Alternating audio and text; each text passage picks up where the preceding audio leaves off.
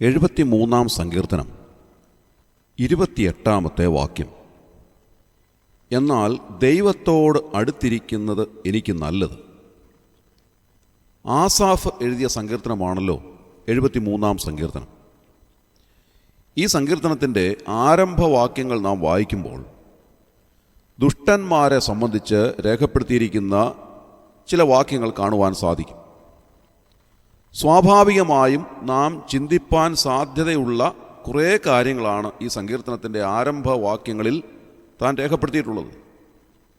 അതിങ്ങനെയാണ്: ദുഷ്ടന്മാരുടെ സൗഖ്യം കണ്ടിട്ട് എനിക്ക് അഹങ്കാരികളോട് അസൂയ തോന്നി. അവർക്ക് വേദന ഒട്ടുമില്ലല്ലോ. അവരുടെ ദേഹം തടിച്ചുരുണ്ടിരിക്കുന്നു. അവർ മർത്യരെപ്പോലെ കഷ്ടത്തിലാകുന്നില്ല, മറ്റു മനുഷ്യരെപ്പോലെ ബാധിക്കപ്പെടുന്നതുമില്ല. ആകയാൽ ഡംഭം അവർക്ക് മാലയായിരിക്കുന്നു, ബലാത്കാരം വസ്ത്രം പോലെ അവരെ ചുറ്റിയിരിക്കുന്നു. അവരുടെ കണ്ണുകൾ പുഷ്ടി കൊണ്ട് ഉന്തി നിൽക്കുന്നു, അവരുടെ ഹൃദയത്തിലെ നിരൂപണങ്ങൾ കവിഞ്ഞൊഴുകുന്നു. അവർ പരിഹസിച്ച് ദുഷ്ടതയോടെ ഭീഷണി പറയുന്നു, ഉന്നത ഭാവത്തോടെ സംസാരിക്കുന്നു. അവർ വായ ആകാശത്തോളം ഉയർത്തുന്നു, അവരുടെ നാവ് ഭൂമിയിൽ സഞ്ചരിക്കുന്നു. ഇങ്ങനെ ആസാഫ് സ്വാഭാവികമായും നാം ദുഷ്ടന്മാരെ സംബന്ധിച്ച് ചിന്തിക്കാൻ സാധ്യതയുള്ള കാര്യങ്ങൾ വളരെ വിശദമായി രേഖപ്പെടുത്തിയിരിക്കുകയാണ്. അതിൻ്റെ അവസാനമായി താൻ പറയുന്നത് ഇങ്ങനെയാകുന്നു ദുഷ്ടന്മാർ. അവർ നിത്യം സ്വസ്ഥത അനുഭവിച്ച് സമ്പത്ത് വർദ്ധിപ്പിക്കുന്നു.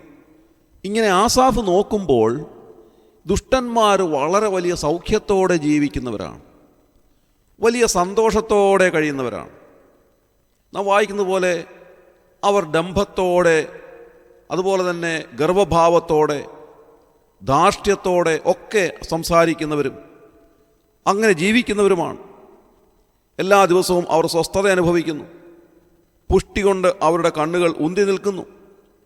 അങ്ങനെ അവർ ഏറ്റവും സൗഖ്യം അനുഭവിക്കുന്നവരും അവരുടെ ജീവിതത്തെ ആസ്വദിക്കുന്നവരും ഇഷ്ടം പോലെ സമ്പത്ത് ഉള്ളവരുമൊക്കെയാണ്. ഇത് വാസ്തവമായ ഒരു കാര്യമല്ലേ പ്രിയമുള്ളവരെ? നാം നമ്മുടെ ചുറ്റുപാടുകളിലേക്ക് നോക്കുമ്പോൾ ദൈവത്തോടകന്നിരിക്കുന്നവർ, അതായത് ദൈവവചനത്തെ മാനിക്കാത്തവർ, അവിശ്വാസികളായവർ, ദൈവമില്ല എന്ന് വിശ്വസിക്കുന്നവർ, അവരൊക്കെ വലിയ പുഷ്ടി അനുഭവിക്കുന്നവരാണ്, വലിയ സമ്പത്തിൻ്റെ ഉടമകളാണ്. ഈ ലോകത്തിൽ അവർ എല്ലാ സുഖസൗകര്യങ്ങളും അനുഭവിക്കുന്നവരാണ്. അതുകൊണ്ട് നാം ന്യായമായിട്ടും ആസാഫ് പറഞ്ഞതുപോലെ ചിന്തിക്കാൻ സാധ്യതയുണ്ട്. ദുഷ്ടന്മാരായി നടക്കുന്നവർ ഏറ്റവും വലിയ സ്വസ്ഥത അനുഭവിക്കുകയും സന്തോഷം അനുഭവിക്കുകയും സാമ്പത്തികമായ വലിയ മേന്മ അവർക്കുണ്ടാവുകയും ഒക്കെ ചെയ്യുമ്പോൾ ആസാഫ് ചിന്തിക്കുന്നത് പോലെ നമ്മളും ചിന്തിക്കുവാൻ സാധ്യതയുണ്ട്. 73-ാം സങ്കീർത്തനം 13-ാം വാക്യത്തിൽ താൻ ഇങ്ങനെ പറയുകയാണ്, എന്നാൽ ഞാൻ എൻ്റെ ഹൃദയത്തെ ശുദ്ധീകരിച്ചതും എൻ്റെ കൈകളെ കുറ്റമില്ലായ്മയിൽ കഴുകിയതും വ്യർത്ഥമത്രേ. നോക്കുക, ആസാഫ് പറയുകയാണ്, ഞാൻ ദൈവത്തെ വിളിച്ചപേക്ഷിച്ചത്, ദൈവത്തിൻ്റെ സന്നിധിയിലേക്ക് ചെന്നത്, പ്രാർത്ഥിച്ചത്, പാട്ടുപാടിയത്, ദൈവത്തിൽ വിശ്വസിച്ചതൊക്കെ വ്യർത്ഥമായി തീർന്നിരിക്കുന്നുവോ? കാരണം ഇതൊന്നുമില്ലാത്ത ലോകത്തിൻ്റെ പിന്നാലെ പോകുന്ന ഗർവികളായിട്ടുള്ളവർ, ദുഷ്ടന്മാരായിട്ടുള്ളവർ ഒരുപാട് സൗഖ്യം അനുഭവിക്കുന്നു, ഒരുപാട് സമ്പത്ത് അനുഭവിക്കുന്നു. അവരുടെ ജീവിതം അവർ ഓരോ ദിവസവും ആസ്വദിച്ച് കഴിയുന്നു. ഡംഭം അവർക്ക് മാലയായിരിക്കുന്നു. അങ്ങനെ ഗർവികളായി, ദുഷ്ടന്മാരായി ഈ ലോകത്തിൻ്റെ മോഹങ്ങളിൽ നടക്കുന്നവർ ഏറ്റവും വലിയ സുഖസമ്പത്ത് അനുഭവിക്കുന്നവരായി തീരുമ്പോൾ ആസാഫ് പറയുകയാണ്, ഞാൻ എന്തിനായി വിശ്വാസിയായിട്ടൊക്കെ കഴിയുന്നത്? ദൈവത്തെ വിശ്വസിക്കുന്നത് കൊണ്ട് എനിക്ക് എന്താണ് നേട്ടമുള്ളത്? ഇതാ ദൈവത്തെ വിശ്വസിക്കാത്ത ദുഷ്ടന്മാർ ലോകത്തിൻ്റെ എല്ലാവിധ സുഖസൗകര്യങ്ങളും അനുഭവിക്കുന്നു. അവർ സ്വസ്ഥമായി കഴിയുന്നു, അവർ അവരുടെ ഇഷ്ടം പോലെ ജീവിക്കുന്നു, ജീവിതത്തെ അവർ ആസ്വദിക്കുന്നു. ഞാനിങ്ങനെ കുറ്റമില്ലായ്മയിൽ എൻ്റെ കൈകളെ കഴുകി ദൈവത്തെ വിളിച്ചപേക്ഷിക്കുന്നത് കൊണ്ട് എനിക്കെന്താണ് നേട്ടമുള്ളത് എന്ന് ന്യായമായും നമുക്കും ചിന്തിക്കുവാൻ സാധ്യതയുണ്ട്. ഞാൻ വിചാരിക്കുന്നത് ഓരോ വിശ്വാസിയും അവരുടെ ജീവിതത്തിൻ്റെ കഷ്ടപ്പാടുകളോ ബുദ്ധിമുട്ടുകളോ ഒക്കെ വരുമ്പോൾ ന്യായമായും ആസാഫ് ചിന്തിക്കാവുന്നത് പോലെ ചിന്തിച്ചു പോകാം. നമ്മൾ ദൈവത്തെ വിശ്വസിക്കുന്നത് കൊണ്ട് എന്ത് നേട്ടമാണുള്ളത്? ഇതാ അവിശ്വാസികൾ ഏറ്റവും വലിയ സ്വസ്ഥതയും സുഖവും ഒക്കെ അനുഭവിക്കുന്നവരായി തീർന്നുവല്ലോ. 14-ാം വാക്യത്തിൽ താൻ പറയുന്നത്, ഞാൻ ഇടവിടാതെ ബാധിതനായിരുന്നു, ഉഷസ് തോറും ദണ്ഡിക്കപ്പെട്ടുമിരുന്നു. രാവിലെ സമയങ്ങളിൽ ഞാൻ വല്ലാതെ കഷ്ടപ്പെട്ടിരുന്നു. നേരം പ്രഭാതമാകുമ്പോൾ ഞാൻ വല്ലാത്ത ബുദ്ധിമുട്ടിലും നിരാശയിലും രോഗത്തിലും ക്ഷീണത്തിലും ഒക്കെ ഉണർന്നെഴുന്നേൽക്കുകയാണ്. എന്നാൽ 15-ാം വാക്യത്തിൽ ആസാഫ് രേഖപ്പെടുത്തിയിരിക്കുന്ന ഒരു കാര്യം വളരെയധികം ശ്രദ്ധേയമാണ്.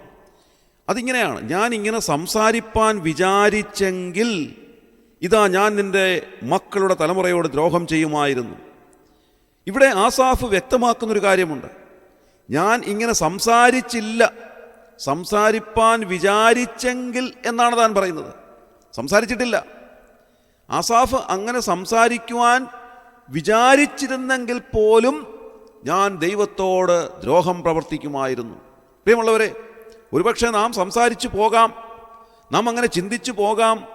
ആസാഫ് വ്യക്തമായി പറയുകയാണ്, ഞാനങ്ങനെ സംസാരിച്ചിരുന്നുവെങ്കിൽ, ഞാൻ അങ്ങനെ ദൈവത്തിന് വിരോധമായി വിചാരിച്ചിരുന്നുവെങ്കിൽ, സംസാരിപ്പാൻ തന്നെ ഞാൻ വിചാരിച്ചിരുന്നുവെങ്കിൽ, ഞാൻ നിന്റെ മക്കളുടെ തലമുറയോട് ദ്രോഹം ചെയ്യുമായിരുന്നു എന്ന് പറഞ്ഞാൽ ആസാഫ് അർത്ഥമാക്കുന്നത് എന്താണ്? ദൈവത്തിൻ്റെ പ്രവൃത്തികളെ സംശയത്തോടെ നാം നോക്കുവാൻ പാടില്ല. നാം അവിടുത്തെ അവിശ്വസിക്കുവാൻ പാടില്ല. നാം അവിടുത്തെ സംബന്ധിച്ച് അവിശ്വാസത്തോടുകൂടെ സംസാരിക്കുവാൻ വേണ്ടി വിചാരിക്കുവാൻ പോലും പാടില്ല എന്ന് ആസാഫ് വ്യക്തമാക്കുകയാണ്. താൻ അങ്ങനെ വിചാരിക്കുവാൻ പോലും ഇടയായില്ല. അങ്ങനെ സംസാരിച്ചു പോയേനെ, എന്നാൽ സംസാരിച്ചിട്ടില്ല. ആസാഫിന് ഏറ്റവും പ്രയാസകരമായി അനുഭവപ്പെട്ട ഒരു ചിന്ത എന്താണെന്ന് ചോദിച്ചാൽ, ഈ ദുഷ്ടന്മാരായിട്ടുള്ള ആളുകൾ ഏറ്റവും സൗഖ്യവും സുഖവുമൊക്കെ ജീവിതത്തിൽ അനുഭവിക്കുന്നത് എന്തുകൊണ്ട്? ഇത് ഗ്രഹിപ്പാൻ അദ്ദേഹത്തിന് പ്രയാസമായി തോന്നി. ഇതേ ചിന്ത നമുക്ക് ഓരോരുത്തർക്കും ഏതെങ്കിലുമൊക്കെ അവസരങ്ങൾ ഉണ്ടായിട്ടുണ്ട് എന്ന് ഞാൻ വിചാരിക്കുകയാണ്. നാം നോക്കുമ്പോൾ ദുഷ്ടന്മാരായിട്ടുള്ള ആളുകൾ ജീവിതത്തിലെ സുഖസൗകര്യങ്ങൾ അനുഭവിക്കുന്നതും അവർക്ക് യാതൊരു അസുഖം പോലും വരാതെ അവർ വളരെ സുഖത്തോടെ സൗഖ്യത്തോടെ കഴിയുന്നതും എന്തുകൊണ്ട് എന്ന് നാം ചോദിക്കാറുണ്ട്. ഈ ചോദ്യത്തിൻ്റെ ഉത്തരം ലഭിക്കുന്നതിന് വേണ്ടി ആസാഫ് എന്താണ് ചെയ്തത്? താൻ പറയുകയാണ് 17-ാമത്തെ വാക്യത്തിൽ, ഒടുവിൽ ഞാൻ ദൈവത്തിൻ്റെ വിശുദ്ധ മന്ദിരത്തിൽ ചെന്നു, അവരുടെ അന്തം എന്താകും എന്ന് ചിന്തിച്ചു. നിശ്ചയമായി നീ അവരെ വഴുവഴുപ്പിൽ നിർത്തുന്നു, നീ അവരെ നാശത്തിൽ തള്ളിയിടുന്നു. എത്ര ക്ഷണത്തിൽ അവർ ശൂന്യമായി പോയി, അവർ മെരുൾച്ചകളാൽ അശേഷം മുടിഞ്ഞുപോയിരിക്കുന്നു. ഇങ്ങനെ ദൈവാത്മാവ് തനിക്ക് അതിൻ്റെ ഉത്തരം നൽകുകയാണ്. ദൈവവചനം പറയുന്നത്, നിശ്ചയമായും നീ അവരെ വഴുവഴുപ്പിൽ നിർത്തിയിരിക്കുന്നു. ഈ ലോകത്തിലെ സുഖസൗകര്യങ്ങളൊക്കെ അനുഭവിക്കുന്ന, ഏറ്റവും വലിയ സമ്പത്ത് അനുഭവിക്കുന്ന, ദൈവത്തിൽ വിശ്വസിക്കാത്ത ദുഷ്ടന്മാരായിട്ടുള്ള ആളുകളെ സംബന്ധിച്ച് ദൈവവചനം പറയുകയാണ്, നിശ്ചയമായി നീ അവരെ വഴുവഴുപ്പിൽ നിർത്തിയിരിക്കുന്നു. വഴുക്കലുള്ളതായ പ്രദേശത്ത് നിൽക്കുന്ന ഒരു വ്യക്തിക്ക് ഒരിക്കലും സ്ഥിരമായി നിൽക്കുവാൻ സാധ്യമല്ല. ഏതെങ്കിലുമൊക്കെ അവസരത്തിൽ കാലുകൾ വഴുതിപ്പോകാം. അതുകൊണ്ട് ദുഷ്ടന്മാരായിട്ടുള്ളവരെ സംബന്ധിച്ചിടത്തോളം അവർ വഴുവഴുപ്പിൽ നിൽക്കുന്നു എന്ന് ദൈവവചനം പറയുകയാണ്. ദൈവവചനം നമ്മോടറിയിക്കുന്നതായ കാര്യം എന്താണ്? നിന്റെ കാൽ വഴുതുവാൻ അവൻ സമ്മതിക്കയില്ല എന്നാണ്. മാത്രമല്ല, ദുഷ്ടന്മാരായിട്ടുള്ളവർക്ക് വലിയൊരു ശിക്ഷയുണ്ട് എന്ന് ദൈവവചനം പറയുന്നു. അവർ വലിയ നാശത്തിലേക്ക് വീഴുവാനായിട്ട് ദൈവം അവരെ നിയമിച്ചിരിക്കുന്നു. ലോകരക്ഷിതാവായ കർത്താവായ യേശുക്രിസ്തുവിൽ വിശ്വസിക്കാത്തവർക്കുള്ള അന്ത്യന്യായവിധിയും അതിനുശേഷമായിട്ടുള്ള നരകാഗ്നി എന്ന ശിക്ഷാവിധിയും അവർക്കുണ്ട് എന്ന് ദൈവവചനം വളരെ വ്യക്തമായി നമ്മെ ഓർമ്മിപ്പിക്കുകയാണ്. എന്നാൽ നമ്മെ സംബന്ധിച്ചിടത്തോളം ദൈവാത്മാവ് എന്താണ് രേഖപ്പെടുത്തിയിട്ടുള്ളത്? അതുകൊണ്ടിപ്പോൾ ക്രിസ്തുയേശുവിലുള്ളവർക്ക് ഒരു ശിക്ഷാവിധിയുമില്ല. അതുകൊണ്ടാണ് അവസാന വാക്യത്തിൽ നാം വായിക്കുന്നത്, എന്നാൽ ദൈവത്തോട് അടുത്തിരിക്കുന്നത് എനിക്ക് നല്ലത്. ഇവിടെ ചിന്തനീയമായ ഒരു കാര്യം എന്താണ്? ദൈവത്തോട് ഞാൻ എത്രമാത്രം അടുത്തിരിക്കുന്നു എന്നുള്ളതാണ്. നാം ദൈവത്തോട് എത്ര അടുത്തിരിക്കുന്നു എന്നുള്ളത് അവരവർ ചിന്തിച്ച് മനസ്സിലാക്കേണ്ടുന്നതായ ഒരു കാര്യമാണ്.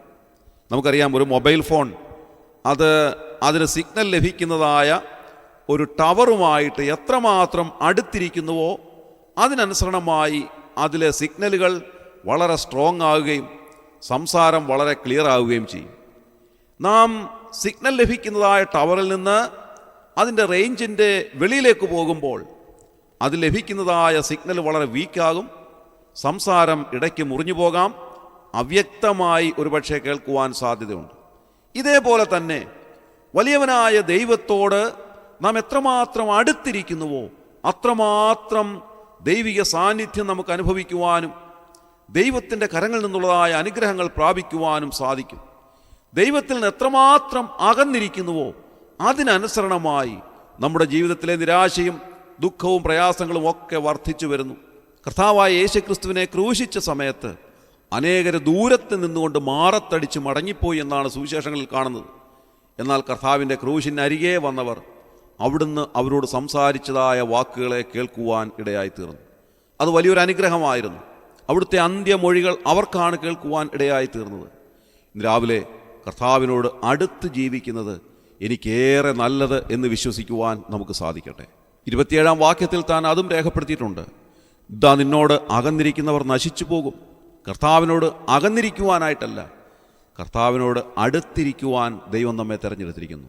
ഏറ്റവും അടുത്തിരിക്കുവാൻ, ഹാനോക്ക് നടന്നതുപോലെ കർത്താവിനോട് കൂടെ നടക്കുവാൻ, കർത്താവിനോട് സംസാരിക്കുവാൻ, സംഭാഷണം ചെയ്യുവാൻ, കൂട്ടുകാരോടെന്ന പോലെ നമ്മുടെ ഹൃദയം തുറക്കുവാൻ, മക്കളെന്ന പോലെ നമ്മുടെ ആവശ്യങ്ങൾ അറിയിക്കുവാൻ, കർത്താവിൽ നിന്നുള്ളതായ സ്നേഹവാത്സല്യങ്ങൾ അനുഭവിക്കുവാൻ, കർത്താവിൻ്റെ സഹിത്വം അനുഭവിക്കുവാൻ ഒക്കെ നമുക്കിടയായി തീരട്ടെ.